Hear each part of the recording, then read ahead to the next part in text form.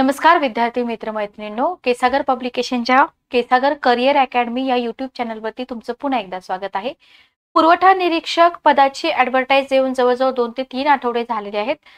पुरवठा निरीक्षकच्या जागा पण जास्त आहेत आणि जी संधी आहे, ज्यांचं ग्रॅज्युएशन झाले असे विद्यार्थी तिथं अप्लाय करू शकतात. स्पेसिफिक एक कंडिशन आहे तिथं, पण तरीही ज्यांचं ग्रॅज्युएशन झाले असे विद्यार्थी डेफिनेटली अप्लाय करू शकतात.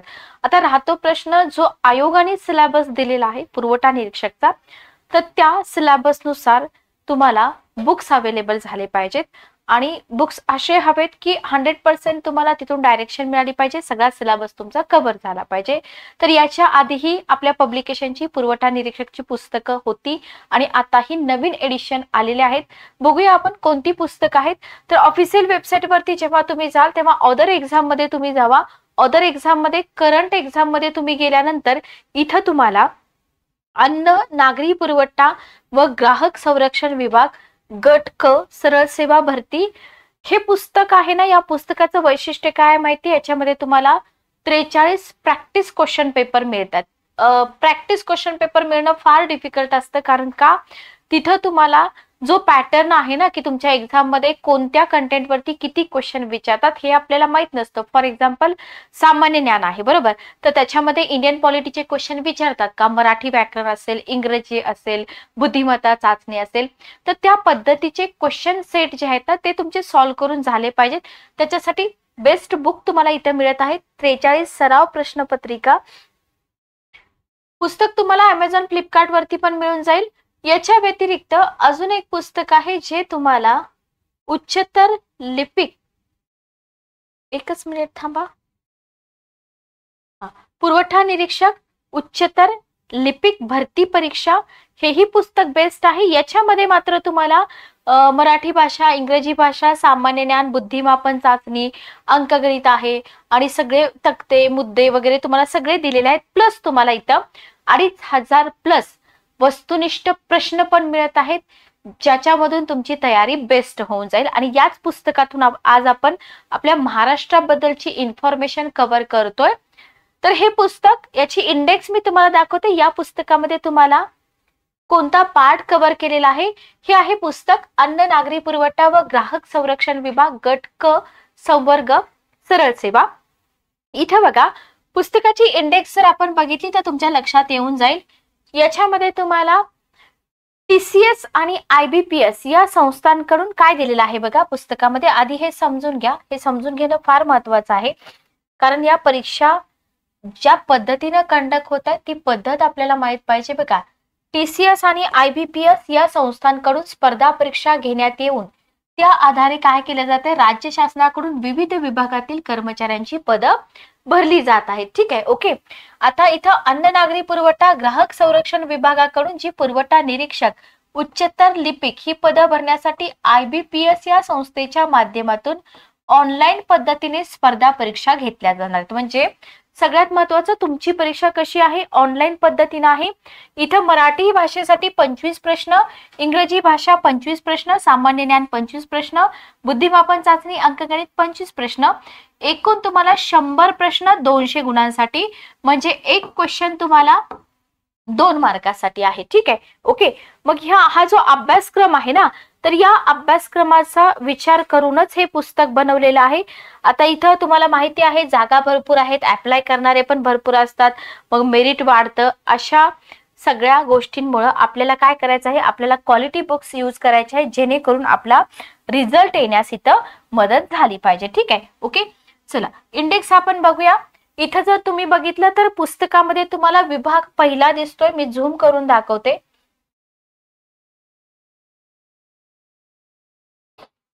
विभाग पहिला जो आहे, विभाग पहिल्यामध्ये तुम्हाला बुद्धिमापन चाचणीचा भाग आहे. इथं आकलन आणि सूचना पालन, समसंबंध, वर्गीकरण, श्रेणी अथवा क्रम आहे, तर्कशक्ती, अनुमान, सांकेतिक लिपी, विश्लेषण व संश्लेषण. आणि आपण जे बोललो ना की 25,000+ क्वेश्चन तुम्हाला इथं प्रॅक्टिससाठी आहेत.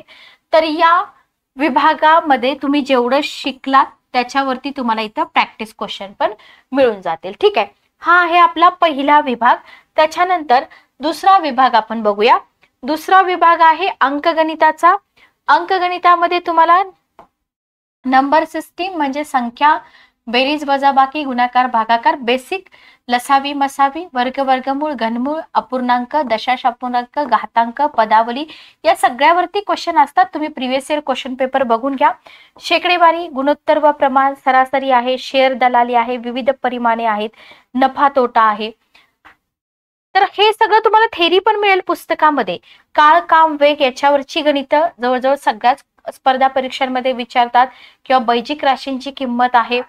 त्याच्यानंतर तुम्हाला याच्यामध्ये बहुपदी असेल, समीकरण आणि त्यांची उकल असेल, भूमितीमधील मूलभूत संबंध असतील, काटकोन असेल, पायथागोरसचे प्रमेय, त्रिकोणमिती, क्षेत्रफळ, हे सगळे चॅप्टर तुमचे इथं कव्हर केलेले आहेत. आणि सगळ्यात महत्वाचं म्हणजे हा जो विभाग दुसरा आहे, या विभाग दुसऱ्यावरती प्रॅक्टिससाठी तुम्हाला 4 क्वेश्चन पेपर या पुस्तकामध्ये मिळत आहे. ओके, म्हणजे जे आपण शिकतोय त्याची प्रॅक्टिस करण्यासाठी तुम्हाला इथं क्वेश्चन पण दिलेले आहेत. विभाग तिसरा जो आहे, विभाग तिसरा आहे मराठीचा. मराठीसाठी आपल्या पब्लिकेशनची सेपरेट पुस्तकं पण मिळतात. मी तुम्हाला दाखवेन पुस्तकं पण. तर इथं तुम्हाला समानार्थाचे शब्द, विरुद्धार्थाचे शब्द, अनेक शब्दाबद्दल एक शब्द, महत्वाचे शब्द व अर्थ आहे, सारखे भासणारे भिन्न अर्थाचे शब्द, वाक्यप्रचारार्थ, एकाच शब्दाचे निरनिराळे अर्थ, काही महत्वाच्या म्हणी आहेत, अलंकारिक शब्द आहेत, शब्द विचार, म्हणजे जवळजवळ ना सगळे टॉपिक इथं तुमचे कव्हर केलेले आहेत. हा आहे विभाग तिसरा मराठीचा. आता होतं काय माहिती का, विद्यार्थी मराठीचा खूप जास्त अभ्यास करतात, बाकीचे सब्जेक्ट बाजूला ठेवतात. तर असं करू नका. मराठी व्याकरण तर सगळ्यांनाच येतं, लक्षात घ्या. पण बाकीचे जे पार्ट आहेत ना, बाकीच्या पार्ट मध्ये तुमचे मार्क जायला नको. ठीक आहे, ओके. लिंग विचार, वचन विचार, संधी, विभक्ती, समास, प्रयोग, विराम चिन्हे, काळ आणि अर्थ, आणि सगळ्यात महत्वाचं म्हणजे संमिश्र महत्वाचे प्रश्न. ठीक आहे, ओके. चौथा विभाग जो विद्यार्थी खरंच स्किप करतात, पण करू नका, याची पण प्रॅक्टिस चांगली करा. इंग्रजीचा विभाग आहे, याच्यामध्ये तुम्हाला जसं आपण मराठीमध्ये समानार्थी शब्द, विरुद्धार्थी शब्द, वन वर्ड सबस्टिट्यूशन आहे, त्याच्यानंतर प्रिपोजिशनचे युजेस असतील, किंवा तुम्हाला इथं टेन्स आहे, आणि इम्पॉर्टंट क्वेश्चन तुम्हाला इथं दिलेले आहेत. ठीक आहे, ओके, क्लिअर. बघा, तर इथं तुम्हाला इम्पॉर्टंट क्वेश्चन पण दिलेले आहेत. विभाग पाचवा जो आहे, या विभाग पाचव्यामधूनच आज आपण सेशन कंडक्ट करणार आहोत. विभाग पाचवा काय आहे बघा, विभाग पाचवा आहे सामान्य ज्ञान. तर इथं तुम्हाला महाराष्ट्राविषयक सामान्य ज्ञान याच्यावरती जास्त क्वेश्चन विचारलेले दिसून येतात. पण असं नाही की बाकीचा पार्ट विचारत नाहीत, म्हणजे जास्त क्वेश्चन म्हणजे आपल्या महाराष्ट्राबद्दल जास्त इन्फॉर्मेशन विचारली जाते. सामान्य ज्ञानाला जरी 25 मार्क असले तरी इंडियन पॉलिटी वगैरे किंवा हिस्ट्री याच्यावरती क्वेश्चन थोडे कमी जास्त दिसतात. आणि महाराष्ट्राचा भूगोल जो आहे, महाराष्ट्राच्या भूगोलावरती क्वेश्चन आपल्याला जास्त दिसतात. तर प्राथमिक माहिती, आपल्या महाराष्ट्राच्या सीमेवरील राज्य, महाराष्ट्रातील जिल्हे, लोकसंख्या, स्त्री पुरुष प्रमाण, बालकांचं प्रमाण, शहरी आणि ग्रामीण लोकसंख्या, फार सुंदर पुस्तकामध्ये दिलेलं आहे. बघूया आपण या सेशन मध्ये. त्याच्यानंतर आहे आपल्या महाराष्ट्राचा जन्म मृत्यू दर असेल, लोकसंख्येची घनता आहे, अनुसूचित जाती जमातीची लोकसंख्या. हा टॉपिक असा आहे माहितीये जो सगळ्या परीक्षांमध्ये याच्यावरती क्वेश्चन विचारतात. संयुक्त पूर्व परीक्षेला 2 मार्काला क्वेश्चन असतो, राज्यसेवा पूर्व परीक्षेला 4 मार्काला असतो, इतर परीक्षांमध्ये 2 ते 3 मार्काला लोकसंख्या किंवा जनसांख्यिकी टॉपिक वरती क्वेश्चन विचारले जातात. ठीक आहे, ओके.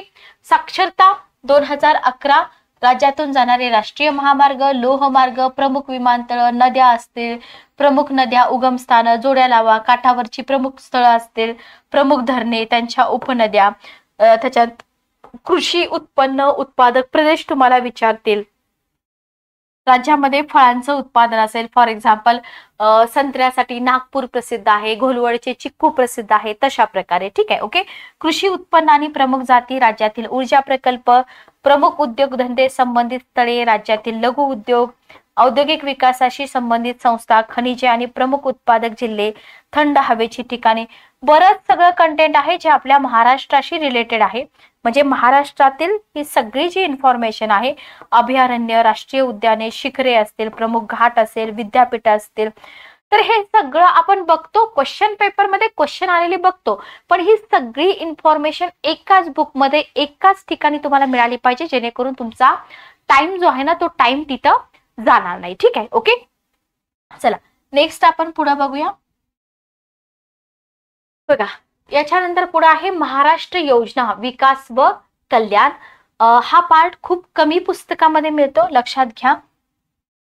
आणि याच्यावरती क्वेश्चन पण विचारले जातात. ठीक आहे, ओके. म्हणजे गव्हर्नमेंटच्या स्कीम म्हणतो ना आपण, त्याच्यावरती क्वेश्चन येतात. इथं तुम्हाला पुस्तकामध्ये कंप्लीट केलेलं आहे. महाराष्ट्रावरचे वस्तुनिष्ठ प्रश्न very very important. IMP part महाराष्ट्रातील जिल्हे.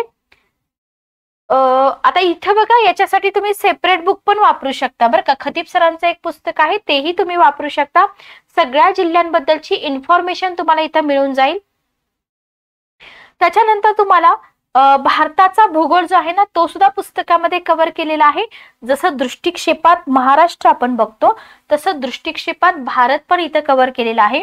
भारताची लोकसंख्या, भारताची मानचिन्ह असतील किंवा भारतातील नद्या, पर्वत, शिखर, औष्णिक प्रकल्प, विद्युत प्रकल्प, खनिज, प्रमुख शहर, लघु उद्योग, पहिल्या व्यक्ती, पहिल्या महिला, संकीर्ण इन्फॉर्मेशन असेल किंवा भारतातील प्रसिद्ध स्थळे असतील, पर्यटन स्थळे असतील, थंड हवेची ठिकाणे असतील, सगळी इन्फॉर्मेशन तुम्हाला या पुस्तकामध्ये मिळून जाते.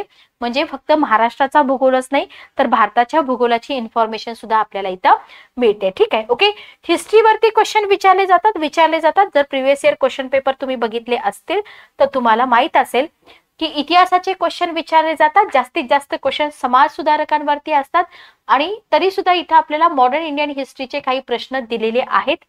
इंडियन पॉलिटिचा पण भाग इथं तुमचा कव्हर केलेला आहे. म्हणजे सामान्य ज्ञान हा जो तुम्हाला पाठ दिलेला आहे ना 25 मार्काला प्रश्न, मग या कुठल्याही सेक्शन मधून तुम्हाला प्रश्न येऊ शकतात आणि त्याची सगळी माहिती तुम्हाला पुस्तकामध्ये दिलेली आहे. ठीक आहे, ओके. चला तर आपण घेऊया आजचं पहिलं सेशन याच पुस्तकामधून. पुस्तकामध्ये तुम्हाला दृष्टिक्षेपात महाराष्ट्र याच्याबद्दल जिओग्राफीचा जो सेक्शन आहे तो इथूनच स्टार्ट होतो. तर इथं तुम्हाला साधे सिंपल क्वेश्चन विचारले जातात. द्वैभाषिक मुंबई राज्याची स्थापना कधी झाली? 1 नोव्हेंबर 1956. सगळा फॅक्च्युअल डाटा आहे, इथं काहीही कॉन्सेप्च्युअल नाही. महाराष्ट्र राज्याची स्थापना कधी झाली? आता तुम्ही म्हणाल मॅडम एवढं सोपं आहे पण आपल्याला रिवाइज तर करावं लागतं. 1 मे 1960. फक्त इथं द्वैभाषिक विचारलंय का महाराष्ट्र राज्य विचारलंय ते तुम्ही व्यवस्थित लक्षात ठेवा. क्षेत्रफळ आपल्याला आहे असं लक्षात ठेवावं लागतं. फक्त या डिजिट मध्ये चेंजेस केले जातात, लक्षात ठेवा. Okay, clear. अक्षांश तुम्हाला विचारला जाऊ शकतो, रेखांश तुम्हाला विचारला जाऊ शकतो. तर हे अक्षांश असेल उत्तर पूर्व, फक्त काय करतात उत्तर पूर्व वगैरे याच्यामध्ये चेंजेस केले जातात, हे तुम्ही व्यवस्थित लक्षात ठेवा. त्याच्यानंतर दक्षिणोत्तर विस्तार जो आहे ना तो दक्षिणोत्तर विस्तार किती आहे? 700 किलोमीटर आहे, बरोबर. पूर्व पश्चिम विस्तार 800 आहे. दोन्हीपैकी पूर्व पश्चिम विस्तार जास्त आहे दक्षिणोत्तर विस्तारापेक्षा, लक्षात ठेवा. समुद्र किनारा 720 किलोमीटर. बेसिक इन्फॉर्मेशन आहे पण पुरवठा निरीक्षक सारख्या परीक्षेमध्ये याच्यावरती सुद्धा क्वेश्चन बनतात. ठीक आहे, ओके. चला नेक्स्ट बघा, सीमेवरील राज्य. आता इथे मी मॅप वगैरे घेतलेले नाहीयेत पण तुम्हाला मॅप पण मिळून जातील. याच्यामध्ये बघा आपल्याला काय लक्षात ठेवायचं आहे, कारण एक्झाम मध्ये तुम्हाला मॅप देतात का? मॅप नाही देत, तुम्हाला आठवावा लागतो महाराष्ट्राचा मॅप. आता पण तुम्ही जस्ट आठवा मॅप. तर इथे तुम्हाला काय दिलेलं आहे, महाराष्ट्राच्या मॅप आठवून जर तुम्ही इथे विचार केला तर आपल्याला वायव्य सीमेवरचं राज्य विचारलेलं आहे बघा. उत्तर, एकच मिनिट थांबा. उत्तर, दक्षिण, पूर्व, पश्चिम,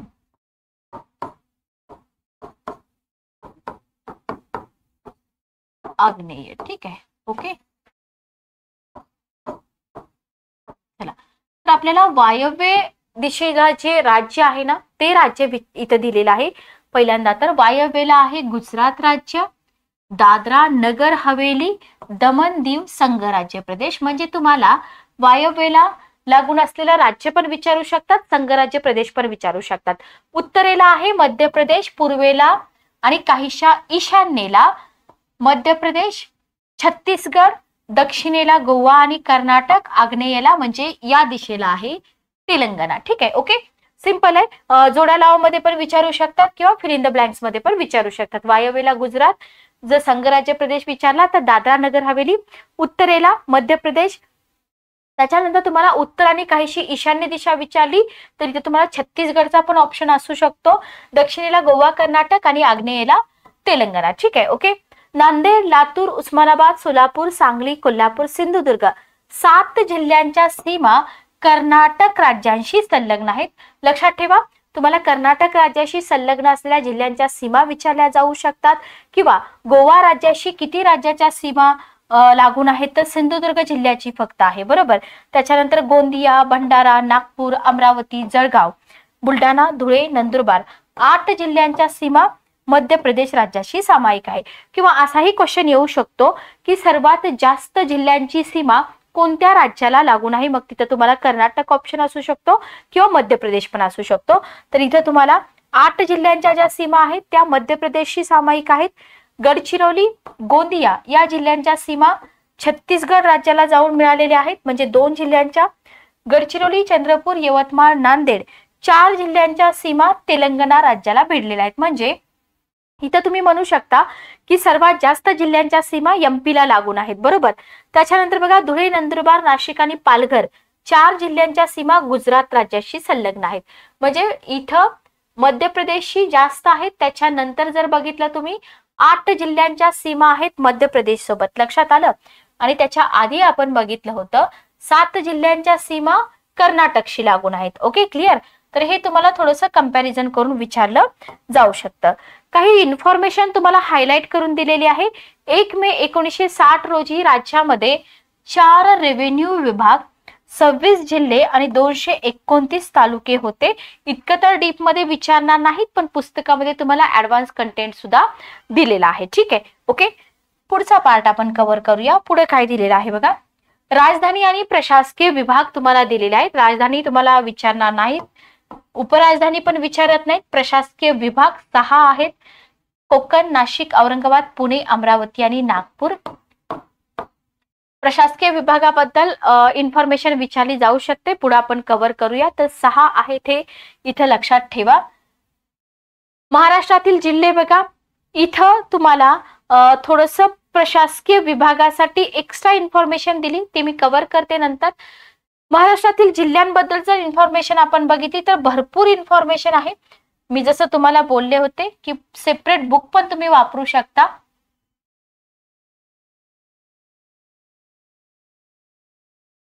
चला बघा, मुंबई शहर आणि मुंबई उपनगर धरून महाराष्ट्रामध्ये किती जिल्हे आहेत? 36 जिल्हे आहेत. ओके.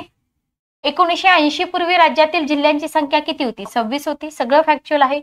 आता इथं बघा, काही जिल्ह्यांची जी निर्मिती आहे, मूळ जिल्हे आणि म्हणजे नवीन जिल्हे आणि जुने जिल्हे, म्हणजे हा आहे तुमचा ए नावाचा मूळ जिल्हा. या जिल्ह्यामधून एक्स नावाचा जिल्हा बनतोय. ठीक आहे, तर तुम्ही हे पण लक्षात ठेवा, नवीन निर्मिती झालेले जिल्हे, त्यांच्या डेट वगैरे. तर 1 मे 1981 ला रत्नागिरी आणि औरंगाबाद या 2 जिल्ह्यांचं विभाजन झालं. ठीक आहे, ओके. मग रत्नागिरी जिल्ह्याचं विभाजन होऊन सिंधुदुर्ग जिल्हा बनला, पण आपल्याला उलट पण देतात. आणि औरंगाबादचं विभाजन होऊन जालना, 2 नव्या जिल्ह्यांची निर्मिती करण्यात आली. ठीक आहे. त्याच्यानंतर 15 ऑगस्ट 1982 उस्मानाबाद जिल्ह्याचं विभाजन झालं, लातूर जिल्ह्याची निर्मिती झाली. 26 ऑगस्ट 1982 चंद्रपूर जिल्ह्यातून गडचिरोली जिल्हा वेगळा करण्यात आला. 1990 मध्ये बृहन्मुंबई जिल्ह्याचं विभाजन करण्यात येऊन मुंबई शहर आणि मुंबई उपनगर या 2 नव्या जिल्ह्यांची इथं निर्मिती करण्यात आलेली आपल्याला दिसून येते. ठीक आहे, ओके. मग जेव्हा मुंबई शहर आणि मुंबई उपनगर या 2 जिल्ह्यांची निर्मिती झाली, तेव्हा जिल्ह्यांची संख्या किती वरती पोहोचली? 31 वरती. 98 मध्ये काय झालं? 98 मध्ये अकोला आणि धुळे जिल्ह्याचं विभाजन झालं. अकोला जिल्ह्यामधून वाशिम जिल्हा बनवण्यात आला, धुळे जिल्ह्यामधून नंदुरबार जिल्हा बनवण्यात आला. ठीक आहे, ओके, क्लिअर. इथपर्यंत क्लिअर झालं. पाठीमागचा मुद्दा आपण क्लिअर करूया.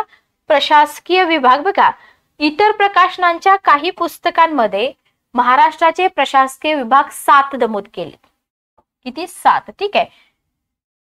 चूक आहे, कारण नांदेड हा प्रशासकीय विभाग वैधानिक दृष्ट्या अस्तित्वात आलेला नाही. नांदेड हा नवा प्रशासकीय विभाग करण्याचा विषय प्रस्तावित आहे, अजून झालेला नाहीये. ठीक आहे, हे लक्षात ठेवा. म्हणजे जर तुम्ही अदर पब्लिकेशनचे बुक्स वापरत असाल आणि तिथे जर तुम्हाला 7 प्रशासकीय विभाग दिले असतील तर ते चुकीचं आहे. नेक्स्ट बघा, त्याच्यानंतर काय झालं? 1 मे एकच मिनिट थांबा. 1 मे 1999 पुन्हा परभणी आणि भंडारा या 2 जिल्ह्यांचं विभाजन झालं. परभणी जिल्ह्यामधून हिंगोली जिल्हा, भंडारामधून गोंदिया. आणि या 4 नव्या जिल्ह्याच्या निर्मितीमुळे किती झाली संख्या? 35. बरोबर. अजून एक जिल्ह्याची निर्मिती बाकी आहे. त्याच्यानंतर बघा 1 ऑगस्ट 2014 ठाणे जिल्ह्याचं विभाजन करण्यात आलं आणि पालघर हा नवा जिल्हा निर्माण करण्यात आला. ठीक आहे. हिंगोली जिल्ह्याच्या निर्मितीमुळे मराठवाडा विभागातील, आता इथे तुम्हाला सेपरेट मराठवाडा विभागामध्ये किती जिल्हे आहेत वगैरे असं विचारलं जाऊ शकतं. विदर्भामध्ये किती आहेत, त्याच्यानंतर पश्चिम महाराष्ट्रामध्ये किती आहेत, असे क्वेश्चन विचारतात. तर हिंगोली जिल्ह्याच्या निर्मितीमुळे मराठवाडा विभागातील जिल्ह्यांची संख्या 8 वर पोहोचलेली आहे. ठीक आहे. ओके, लक्षात ठेवा हिंगोली हा मराठवाड्यातील 8वा जिल्हा आहे. 10वा मुद्दा बघा इथं, वाशिम आणि गोंदिया या नव्या जिल्ह्यांच्या निर्मितीमुळे काय झालेलं आहे? विदर्भातील जिल्ह्यांची संख्या 11 वरती आहे. म्हणजे विदर्भामध्ये 11 जिल्हे आहेत आणि वाशिम हा विदर्भातील 10वा जिल्हा, गोंदिया 11वा जिल्हा आहे. पालघर जिल्ह्याची निर्मिती झाली. कोकण विभागामध्ये आता 7 जिल्हे आहेत. विभाजनपूर्व धुळे जिल्ह्यामध्ये आदिवासींचे एकूण लोकसंख्येशी प्रमाण 40% होते. ऑलरेडी क्वेश्चन विचारलेला आहे, पण विभाजन पूर्व. ठीक आहे. धुळे जिल्हा आदिवासी जिल्हा म्हणूनच ओळखला जात होता. ओके, लक्षात घ्या. पण पुढे काय झालं बघा, धुळे जिल्ह्यातील आदिवासी लोकांची संख्या नवनिर्मित नंदुरबार जिल्ह्यात गेली. बरोबर. त्याच्यामुळे काय झालं, आदिवासींचं एकूण लोकसंख्येशी असलेलं प्रमाण नंदुरबार जिल्ह्यामध्ये 69.3%च्याही पुढे गेलं आणि आता आदिवासी जिल्हा म्हणून काय येणार उत्तर आपलं? नंदुरबार. म्हणजे तुम्हाला ऑप्शन मध्ये जरी धुळे असेल ना तरी तुमचं उत्तर काय असणार आहे? नंदुरबार. कारण हे आपण विभाजनाच्या नंतरची इन्फॉर्मेशन बघतोय. क्लिअर. चला नेक्स्ट आपण पुढे बघूया. इथं तुम्हाला सध्याचे 36 जिल्हे अशा प्रकारचे चार्ट तुम्हाला पुस्तकामध्ये मिळतील. व्यवस्थित बघून घ्या. पुस्तक मागवताना जर काही अडचण आली तर तुम्ही चॅट बॉक्स मध्ये किंवा कमेंट बॉक्स मध्ये विचारू शकता. त्याच्यानंतर काही इम्पॉर्टंट इन्फॉर्मेशन आहे जे एक्झाम मध्ये तुम्हाला दिसू शकते. इथं आपल्याला काय करायचं आहे, रिसेंटचा जो डाटा आहे तो सगळा कव्हर करायचा आहे की आपल्या महाराष्ट्रामध्ये जिल्हा परिषदा किती आहेत?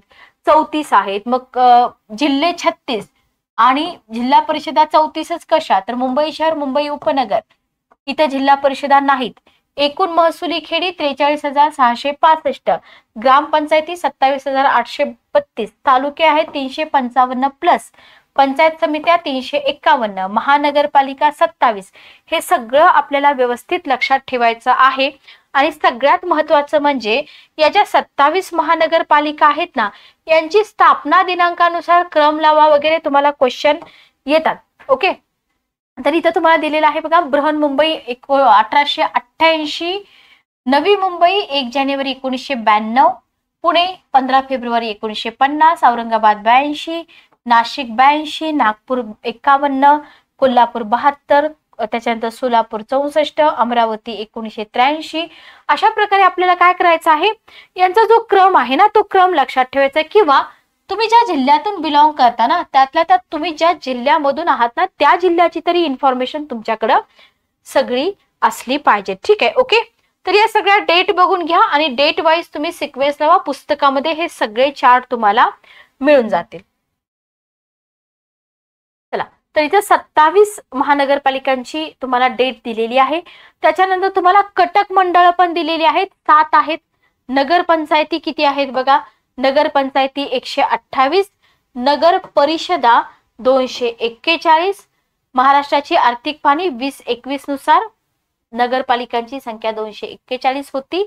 आता इथं तुम्हाला 2014 मधील नगर परिषदांचं वर्गनिहाय वर्गीकरण दिलेलं आहे. अ वर्ग, ब वर्ग, क वर्ग. ठीक आहे. आता इथं आपल्याला काय लक्षात ठेवायचं माहिती का, अ वर्ग म्हणजे कसं, अ वर्ग म्हणजे तिथं लोकसंख्या किती पाहिजे, ब वर्ग मध्ये 40,000, 40,000 ते 1,00,000, 1,00,000हून जास्त, इतकंच तुम्हाला लक्षात ठेवायचं आहे. अ वर्ग, ब वर्ग, क वर्ग. अ वर्ग फक्त लक्षात ठेवा 16 आहेत, ब वर्ग 62 आणि क वर्ग 142. अशा प्रकारची इन्फॉर्मेशन एक्झाम मध्ये क्वेश्चन फॉर्मॅट मध्ये तुम्हाला विचारली जाऊ शकते. ठीक आहे. ओके, चला त्याच्यानंतर राज्यातील शहरे बघा. राज्यामध्ये एकूण शहरं किती आहेत, राज्यामध्ये एकूण शहरं जर बघितली तर 535 आहेत. 1 लाखाहून अधिक लोकसंख्या असलेली शहरं 37, 10 लाखाहून अधिक लोकसंख्या असलेली नागरी संकुल, याला स्टार करा, IMP करा, याच्यावरती क्वेश्चन विचारतात. 6 आहेत. 10 लाखाहून अधिक लोकसंख्या असलेली शहरं म्हटलंय, हे नागरी संकुल झालं, हे शहरं झालं, 10 आहेत. ठीक आहे, ओके. तर इथं तुम्हाला 2001 ची जी जनगणना आहे ना, त्याच्या अंतिम निष्कर्षानुसार महाराष्ट्रामध्ये 1 लाखाहून अधिक लोकसंख्या असलेल्या शहरांची संख्या किती होती? 40 इतकी होती. ठीक आहे. 2011च्या जनगणनेनुसार संख्या 37 इतकी झाली. आता हा डिफरन्स का आला ते मी तुम्हाला पुढे सांगते. ठाणे, कल्याण, डोंबिवली, नवी मुंबई ही शहरं स्वतंत्रपणे नाहीत दाखवली बघा. ठाणे, कल्याण, डोंबिवली आणि नवी मुंबई. ठीक आहे, 3 बरोबर, म्हणजे 40 तर 37 झालं. स्वतंत्रपणे न दर्शवता बृहन्मुंबई तर पिंपरी चिंचवड हे शहर पुणे शहरात अंतर्भूत केलं, म्हणून तुम्हाला इथं 37 संख्या दिसते. ओके, लक्षात आलं. याच्यामध्ये काहीच कन्फ्युज होण्यासारखं नाहीये. आता इथं आपल्याला 2011चे जे प्राथमिक निष्कर्ष आहेत ना, 11चे प्राथमिक निष्कर्ष काय सांगतात, तर इथं तुम्हाला 6 दशलक्षी विस्तारित नागरी संकुलं तुम्हाला विचारली जाऊ शकतात. कोणकोणती आहेत? बृहन्मुंबई आहे, पुणे आहे, नागपूर आहे, नाशिक आहे, वसई विरार शहर आहे, औरंगाबाद आहे. ही 6 दशलक्षी विस्तारित नागरी संकुल, व्हेरी व्हेरी इम्पॉर्टंट 2011 नुसार. ठीक आहे. बृहन्मुंबई विस्तारित नागरी संकुलाची बृहन्मुंबई, ठाणे, कल्याण, डोंबिवली व नवी मुंबई, पुणे विस्तारित नागरी संकुलाची पुणे व पिंपरी चिंचवड विभागणी केली आणि आता दशलक्षी शहरांची संख्या किती आहे? 10 आहे. म्हणजे 2011ला दशलक्षी शहरांची संख्या 6 होती, त्याच्यानंतर विभाजन झालं, आता किती आहे? 10 आहेत. हे तुम्ही इथं व्यवस्थित लक्षात ठेवा. म्हणजे ऑप्शन मध्ये 6 पण असू शकतं, 10 पण असू शकतं, पण रिसेंटचं जर विचारलं तर तुमचं उत्तर काय पाहिजे? तिथं 10 असलं पाहिजे. ठीक आहे, ओके. चला बघा, आता इथे तुम्हाला काही इन्फॉर्मेशन हायलाइट करून दिली की 2011च्या जनगणनेनुसार राज्यातील शहरांची संख्या 535 बरोबर. 1 लाख लोकसंख्येपेक्षा अधिक लोकसंख्या असलेली शहरं 37. ओके. त्याच्यानंतर आर्थिक पाहणी अहवालामध्ये 534 इतकी नमूद केली शहरांची संख्या. आता इथं असा फरक का, तर पनवेल शहर आणि नवी मुंबई यांचा एकत्रित विचार केलाय बरोबर. म्हणजे नवी पनवेल शहर आणि नवी मुंबई यांचा जर विचार केला तर 1 लाखापेक्षा अधिक लोकसंख्या असलेल्या शहरांची संख्या किती होईल? 36 होईल. इतकं काही तुम्हाला कन्फ्युज करणारा डाटा विचारत नाही, स्ट्रेट फॉरवर्ड डाटा विचारला जातो. ओके. आता ही जी सगळी शहरं आहेत, 10 शहरं आपण बघितली दशलक्षी, सगळी शहरं महानगरपालिका क्षेत्र आहेत आणि राज्यातील दशलक्षी महानगरपालिकांची जर संख्या विचारली तर 10 आहे. ओके. म्हणजे जी 10 दशलक्षी शहरं आहेत तीच 10 लक्षी महानगरपालिका. विस्तारित नागरी संकुल काय आहे संकल्पना बघा. तर नागरी संकुल आणि विस्तारित नागरी संकुल याच्यामध्ये डिफरन्स आहे. नागरी संकुल संकल्पना शहर संकल्पनेपेक्षा वेगळी आहे. म्हणजे काय माहिती का, तुम्ही जर पुण्यात राहत असाल ना तर लगतच्या 2 किंवा अधिक शहरांचा समावेश काय केला जातो? एकाच नागरी संकुलात केला जातो आणि या नागरी संकुलात नव्याने समाविष्ट झालेल्या किंवा नव्याने नागरी गणल्या गेलेल्या भागासह नागरी संकुलाला काय म्हटलं जातं? विस्तारित नागरी संकुल. ठीक आहे, ओके. एवढा मोठा कॉन्सेप्च्युअल डाटा वगैरे विचारत नाहीत पुरवठा निरीक्षक सारख्या परीक्षेला, पण आपल्याला इथं काही कॉन्सेप्ट क्लिअर असल्या पाहिजेत. तर हे होतं आपलं पुरवठा निरीक्षकचं पहिलं लेक्चर. पुस्तक ऑर्डर करा, व्यवस्थित इन्फॉर्मेशन कव्हर करा. काही शंका असतील तर कमेंट बॉक्समध्ये विचारा किंवा इथं मी माझा पर्सनल नंबर पण शेअर करते तुम्हाला, 9404033073. ओके. चला तर भेटूया आपल्या नेक्स्ट सेशन मध्ये. Good day, take care.